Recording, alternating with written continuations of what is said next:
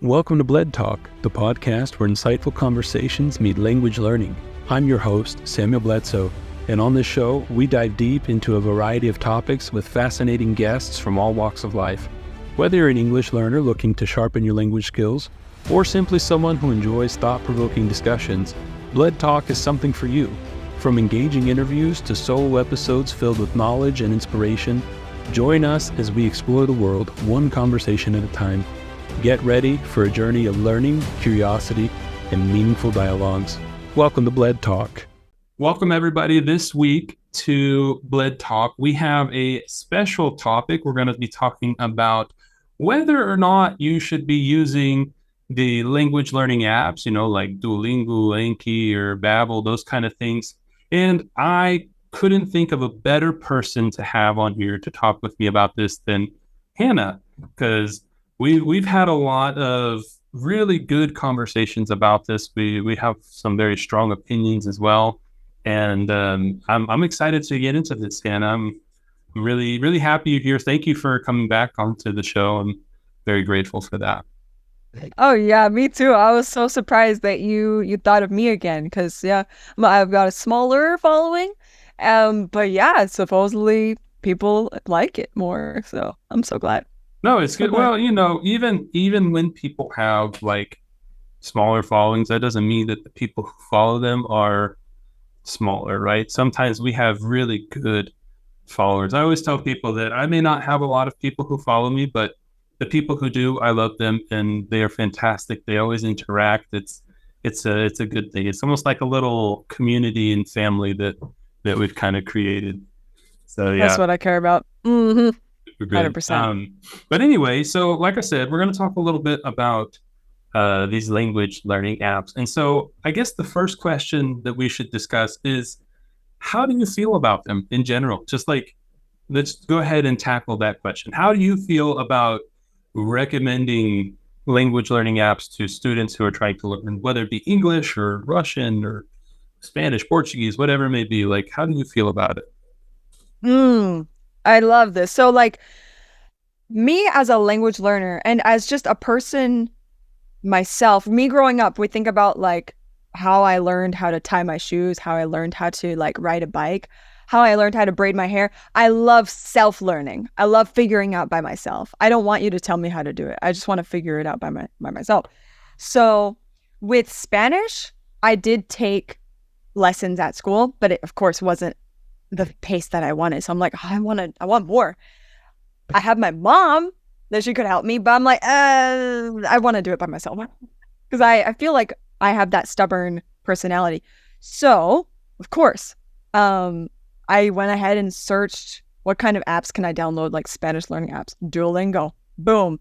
All right. Now that phase, it was good for me to have Duolingo because like I could have that like structure and like that slow build up of, this time we're learning about travel words or like phrases for traveling or like phrases for clothes and words for clothes, stuff like that. So, but it's just like bits and pieces. And but it's only for hobby. I felt like I was only doing it for fun. And with that, but I didn't notice that at the beginning. Because when you're having fun with the apps, it's like, oh, cool. Yeah, learn a new word. I'm learning, right? And you're just like the whole like experience of it, right? Yeah. Everything is new. Yeah, it's fresh and it's like, oh, I know how to say this word. Oh, I'm so cool. Look. And then the phrase, whatever. So when you're by yourself, no one can tell you, be careful, don't say it like this, or, this is the polite way or the impolite way. Like, I had no idea what I was doing. Everything is just like, oh, cool. Like, I got it right. Like, we're good. Like, smooth. So the apps, they will tell you if you're wrong.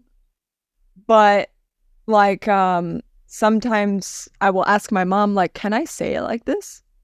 She's like, yes, you can. I'm like, oh, but why? Like, I can't ask the app, why can I say like this and like this too? Like, these two words, I want to know, like, what's the difference? They won't tell you that. So like Duolingo, also, here's another side note. Like the style of language learning apps I've seen is like so robotic. which in real life, it's not like 1 + 1 is 2. It's not so structured.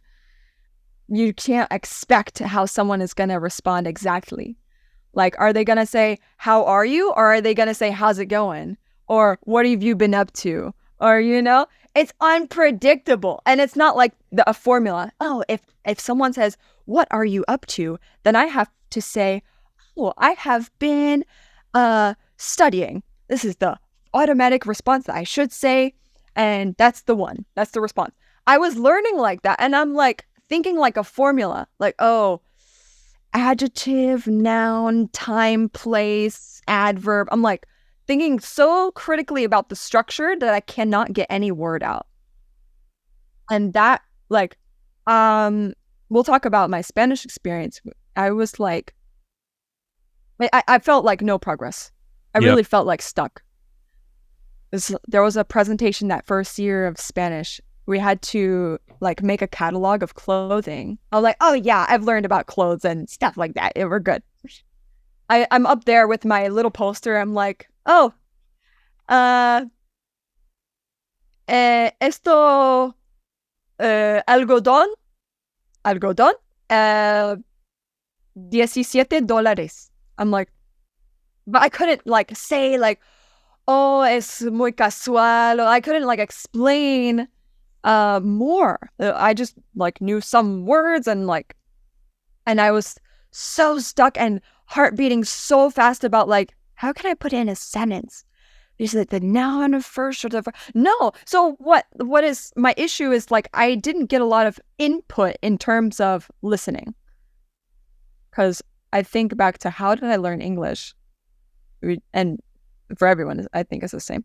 Like we just had to listen so much. Yeah, I agree. And they, no, right? Good. Yeah. So, there's just so many issues. But that's like a brief overview of like the limitations that I've seen. It's like too much focus on grammar, not enough listening, input, and practicality. Like teaching random phrases and not extending it to like real authentic stuff. Right. Well, and I agree with you. I think that it does focus a lot on grammar structure. It focuses a lot on like we have these specific words that we're going to teach you, but then at the same time, this is where I come in with my like, oh, I understand why you're this way. Like you can only do so much in an app, right? You like, because as we've talked about before, obviously the best solution, in my opinion, the best way you can learn a language is to have a teacher, and on top of that, even a private teacher. Not just saying that because we're private teachers, but also because most people will agree that a private teacher will probably be the best way for you to learn a new language. And then also that immersion that you can put yourself into. But something that I always tell my students, because, spoiler alert, I still recommend Duolingo and I still recommend language apps. But the reason why I do is because I say, you need to learn those things so that you can bring them into class and we can discuss them, because that's where you're going to practice. And a lot of people, they always come to me and they're like, oh, but I don't want to know grammar. I don't need to know grammar in order to speak. And I was like, everything you do in a language is grammar. I used to say grammar was terrible, but then I learned about what grammar actually is. And It's everything. And so, what I tell them is that unfortunately, when we learn a second language, we have to get a little linguistic. We have to learn a little bit about nouns and about how verbs work. You have to learn about adjectives. You're going to have to learn those things because unlike a native speaker, it doesn't just come to you.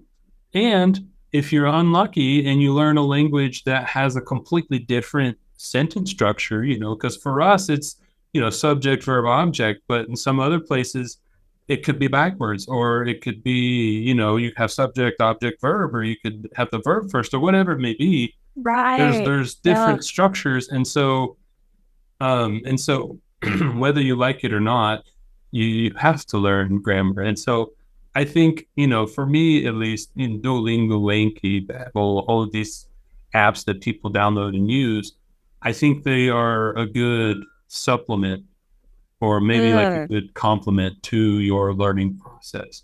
Because I remember you told me about your mom learning French. for 5 years on Duolingo, not being able to speak French. And the thing that I noticed, because in high school I studied French, and I learned a couple things, but you know the American public education system. So obviously I didn't get that much from it, but I started to go back to studying it a little bit after I learned Portuguese, because I was like, okay, now I understand how to acquire a language. And so I started to Mm. study French the way that I studied Portuguese, and it started to come in, and make sense. I started to get things. And then when I finally was able to go back to the US and I had my smartphone, I was like, I'm going to do Duolingo. And I did Duolingo, and it was really good. But like you said, it turned into a game, and I wasn't doing anything outside of Duolingo. And so what I started to do later on is I would do Duolingo, but then I would go to YouTube and I would watch interviews in French. I would, those videos that there's so much content on like YouTube and places where you can just watch a teacher explain some topic. And, I don't think that you have to have a specific teacher to learn something. Obviously, whatever works for you works for you. But I was able to find teachers that would explain things, and then I was able to watch people talk, and then I was able to repeat. I always tell people to use Google Translate or something for you to practice speaking, because then you can talk into it. And if the robot understands you, then Yes, I think a native will probably understand you as well. And I did the so, same. I think that they're a good complement to our language learning. I don't know. What's your thought on that? 100%. I do disagree on some things, but it's all about, everyone has different perspective. The thing that I love about what you said is about that language apps are a supplement, because the way I see language learning is like a beautiful garden, a garden of many different plants. Okay. When you look at your carrots and your potatoes and I'm not into gardening, but I know that not every single plant requires the same amount of water. Some plants require more water. So that is the same concept with your skills. Every person has different skills and the levels are different. But we need to water all of those plants regularly. So like right now, maybe my speaking is thriving, but my reading is like down, or maybe vice versa, whatever it is. It fluctuates all the time. So like watering over here, like, oh, my natural listening, and then the clear listening. Like, can I understand what someone is saying on the intercom? Okay, I need to strengthen that. Can I communicate and give advice? Let's strengthen that. There's all these different plants. It's kind of And like puzzle so, bit where you do like just little yeah. different parts that you don't understand. I always tell people that's how I teach vocabulary. I say we start out with the main puzzle pieces, and then like when you need to do something, that's when we find that puzzle piece and put it into the puzzle. Because if you don't connect all of it, Eh. right, and you can't just learn random words, right? Because that's like just looking at a bunch of different pieces and being like, okay, well, this is a puzzle. I just don't know how it all connects.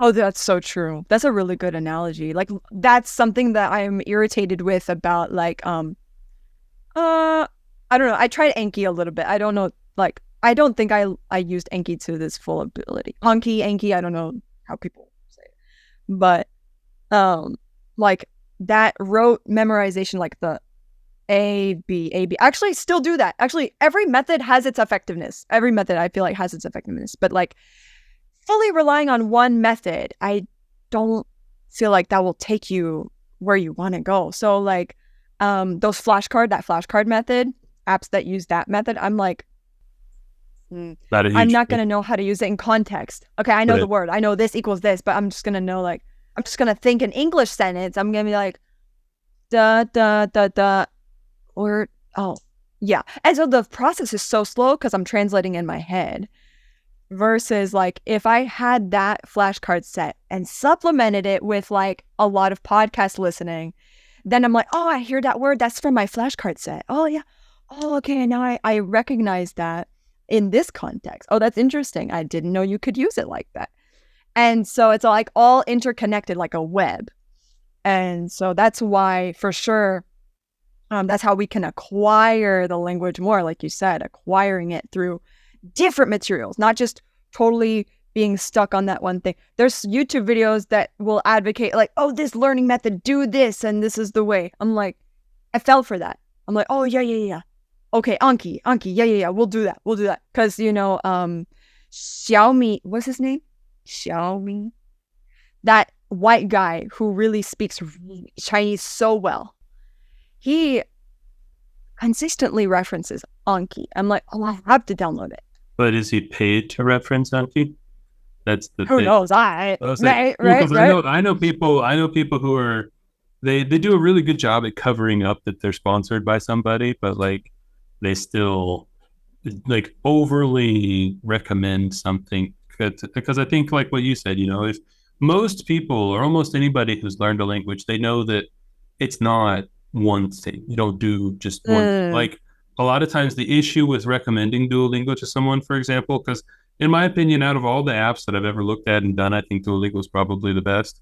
But every time that I recommend Duolingo, I shouldn't say every time, a lot of times students, they fall into the trap of only doing Duolingo. They will only do Duolingo. And then they come to class and like, well, I did Duolingo. And I'm like, yeah, but like, what practical thing have you done, right? That's more the theoretical when it comes to doing English. And it's kind of like what you talked about. There was a method a long time ago. I think it was like the 1960s. I can't remember what it was called. But basically, they just trained conversations. Like if you go back to when our parents were in school, their language learning was, here's a conversation. We're going to memorize it, pronounce it perfectly. And you're going to know exactly how to say those things. That was what was believed to be as the best method to learn language. And so they did this for a while, but the people, they didn't learn what it meant, but you would kind of act through it. You would kind of do something. It'd be like here's a conversation at home. And they would just go through it and just drill it, drill. Now, people still drill today, but it's a lot more communicative. There's a lot more community when it comes to learning. But you had told me that you disagreed with something that I said earlier. What was that? Do you remember? Yeah. That said about learning French. That's what I was. Okay. So yeah, of course, I do agree that I can't really remember what I disagreed with you on. I will have to pay attention and write that down. But speaking about that, I learned Spanish in school, and I was asking myself, I heard these stories like, yeah, after those 2 years of Spanish or French or whatever the language is, like, it's gone. Like, what's the point of learning and spending all that time, like 2 years? Of course, the intensity is not really good. It's not really strong, but 2 years. I feel like, why is that not sticking? It was because we don't use it. When we don't use it, we lose it. And that's one thing. But I just also question like the learning style. Like, why is it not working? Why do my classmates sound like American Spanish speaking people? Like, yo tengo $3. And I'm like, yeah, okay, I know that doesn't sound right. Because my mom is from Mexico. I know what that sounds like. Right. And so I'm always questioning, like, how can we, like what's the gap? And so, like, what do you think the gap is? Because I think that relates to to talking about like language apps and why, for example, I think we've established that we both don't think that using language apps is the, like ultimate one-stop pit stop for everything kind of solution, right? So they're a good help, and they can help you along your journey. And then, like you said, sometimes some people might get a lot more out of them than they will for other people. Because and it's something we also have to remember is that all of these language apps, they are constantly being improved off of what people say about them. And why do I say that? For some people, like English for Portuguese speakers on Duolingo goes all the way to B2 or that upper intermediate level, which is really crazy because other languages, they only go to like a basic, and they tell you that. They tell you that, hey, this is we cover the basics of you being able to go there, and if you need to get a coffee or you need to get whatever it may be, this is what you can do. But they Right. have some languages that they invest a lot of time into, and so I think that also plays a part. Like as an English teacher in Brazil, that is what I look for. I looked at how are they teaching Portuguese students English, and I saw Really? the extensiveness of their course and just how much is in there. They even have podcasts for Portuguese speakers who are learning English from Duolingo. And so to me, I was like, okay, I think that they're really invested in this group of people. So I Oh think no, it's, look at that. whereas, they don't have that for people who are learning Russian or for people who are learning Navajo or whatever it may be. And so True. obviously, I think it also depends on the language that you're trying to learn. But Sure. I don't know. What's your thought on that? That's pretty much why I decided to learn Mandarin, because my mentor told me like, "Oh, you should learn Mandarin, Korean, and Japanese." I'm like, at the same time? Yeah, at the same time. Yeah, yeah, you can do it at Duolingo, like just learn the basics. I'm like, try? Like, so I did all those three at the same time. I got so confused. I really got so confused. I'm like, I could not distinguish. Like, I couldn't. It was just too much for me. It was overwhelming. Um, so that's the beautiful thing about this day and age is like there's just so much improving and at such a fast rate. And so that's also why I'm using ChatGPT as well. That's what I use to translate my videos, and I have my, someone close to me. He's a native speaker, so I just verify with him. Like, do I need to change something? Sometimes I do. Sometimes technology and these apps and these tools, online tools, are not 100% like good and well. Like they will not translate exactly, and just like Google Translate. Like that's the weakest translator sometimes. All right, sometimes it's good, all right, but we gotta be careful and cautious because some Right. things that are being translated sound really robotic or strange. It's like, what is that? Right. So, Well, and I think um, that goes into what we were talking about with like there's something missing between, and I wouldn't even say just in the U.S., but in most countries that are teaching another language to students, there's a gap between what needs to be taught and what the students are actually learning, and I think that has a lot to do with um, the idea that I think most teachers, and I shouldn't say this because I don't know about most teachers, but how I feel is that most teachers they know what they need to teach, and the issue is for a lot of us, the language is so easy that we forget how difficult it was to learn it at the beginning. And so we just expect them to see something and see it a couple times and it just stays in their mind, right? Like yeah, I remember how terrible learning Portuguese was. Like I remember that it sucked, but like I yeah, don't remember why it sucked. You know what I mean? right. Like It's faded. yeah, Yeah. like it's the whole like you kind of forget all of the bad things that happened and just remember the good. And so like I know that it Oh, was difficult, and that's why I'm trying to learn other languages so that I can remind myself just how difficult it is to hear a word for the first time and not know what it means, and hear it again and then hear it again and again and again. And and so I think that a lot of times teachers we have that absence, but also this is another thing that's come into my mind is that through a certificate that I did, it's called I think it's like TESOL, which is teaching English as a second mm, language. yeah. And basically, part of the course was having special and diverse students, and having a course that is open to everybody and helping everybody learn in their own way without, making exceptions, if that makes sense, Yeah. right? Because we've all seen that Right. picture of people in front of a fence and talking about like equality, equity, and all of these things. And they Right. talked about what I really loved about it was that they talked about just take away the fence, right? Take away the barrier Mm, and yeah. find out what is stopping people from being able to do what they need to do with what they have. And I thought, that applies so much in all of these language classes that we've done because there are some students that learn the way that they teach, but not all of them do. Some of us, we need to have more group work. Some of us need to be more individual. And, I True. think that kind of sums up why language learning apps aren't the one savior of learning languages, because we all learn differently. We all have different ways of learning, and Mhm. it would be very difficult, possible, I bet it's possible, but it would be very difficult to create something that fits everybody. Right. So for me, like I speaking to that, it's like being curious because I also got stuck when I heard some advice. I would take that like the Bible, like, oh, yes, you are successful. So if you did that, that means I should have to do the same thing. I have to walk that same path. Then I will be like you.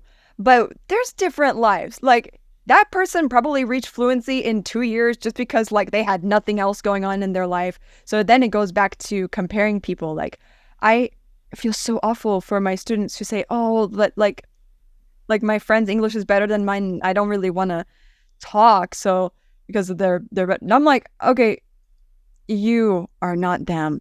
Like me, I have 4 dogs and I got a full-time job and I'm doing college. Like just because my Mandarin is not improving as at the rate that I want to or as fast as hers or his, that doesn't mean like my learning methods are bad.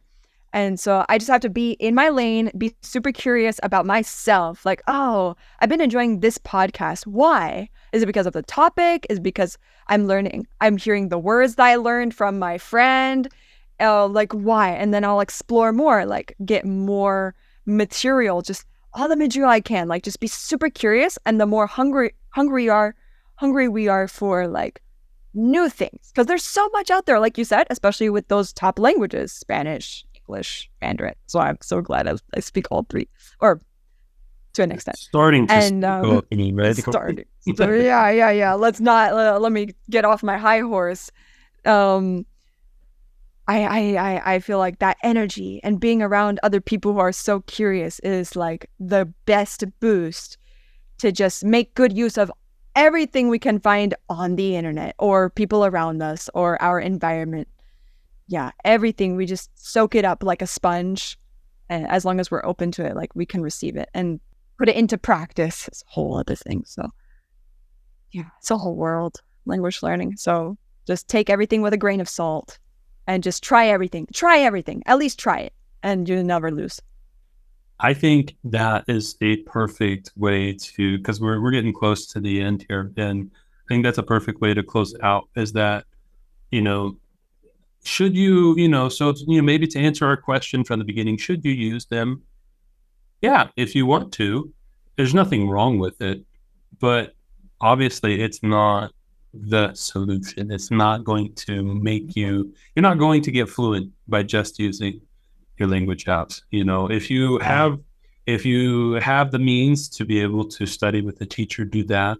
If you don't, I would even recommend, I always tell people something that I think is very useful is finding a teacher and maybe saying, hey, I don't have the money to do class with you all the time, but I would love for you to help me set up a study plan or help me set up a strategy for me to be able to follow. And so, Oh, for all of you who are listening, like, that's what we're here for. That's why you have teachers. That's why you have people like us. We're here because we know what it's like to go through learning a language. And we also know a lot of mistakes that a lot of students in the past and the present, probably in the future, are all going to make. And so we've seen it. We've seen mhm. people go through these things, and we know how to help you and guide you. And I think that, so many people are afraid to pay for something and it just not work, but it's an investment. If Yeah. you go in and you do what you need to do, like I said, you make this plan, your teacher helps you, and then That, you go through it and follow through with that plan, you will be that, so happy that you spent how much ever you did just so that you can make that yup. happen. Because like you said, we have the internet, we have all of these things, but you can't always ask why. And sometimes even ChatGPT, I love ChatGPT, even though we can understand you very well, sometimes it won't understand how you feel when you say it. And That's, that's what people do. We understand each other's feelings. So I completely yeah. agree with you on almost, yeah, everything you said. Do you have The anything else you wanted to say before we finish? No, I have so much to say about it. But whoever's watching this, I just hope that you don't feel like that time that you spent on those language learning apps is in vain, because you have gained from that. And that's what I would tell myself as well. Like that frustration that I faced when I was in my class, I was crying because I couldn't speak a sentence after 4 months of learning on Duolingo. I couldn't speak a sentence. I was crying because I was like, why can't I do it? I've been investing the time. It's not in vain. Like you have learned. It's just in your brain, and it will come to you, and just explore more and you will get there. Like it's just your brain works. It's just like just doing your best, and if you have bad days, it's all right. So that's the big takeaway I want people to That's have. great. I think that applies with almost everything, especially learning a language. We all cry. Don't forget that. We all have those days where it's just like, I don't know why I'm trying to do this, but only you know why you're Good. doing it, and that's good enough. The most important thing is just never quit. Like you said, Duolingo will Mm, give you the tools, and just realize that maybe you won't use the tools right away, but in the future, it'll all make sense. And so that's yes. what's most important. But Hannah, thank you so much for coming on to the episode and having this discussion with me. And for those of you who are listening, this episode will come out on Monday, which is the 25th. I think it's the 25th. I don't know. We can check that real quick. But yeah, it'll come out on the 25th. And yes, it'll come out on the 25th. And on the 29th of March, if you're listening in your way in the future, sorry, but on the 29th, we'll also be doing a live, and we'll kind of continue our conversation, but also with people's comments and kind of seeing what you guys think as well. So if you have any questions, or if you guys have anything for us, you can find us on Instagram or on any of the social media platforms. Just send us a message or leave a comment on the video, and we will respond to you guys in a future episode. All right. Thank you, everybody, and have a wonderful day. Thank you for listening to Bled Talk. Don't forget to subscribe and follow us for more content. We are on all of the popular podcast platforms like Spotify, Apple Podcast, and we're even on YouTube. Don't forget to send in your questions and your suggestions. Thank you once again, and have a great day.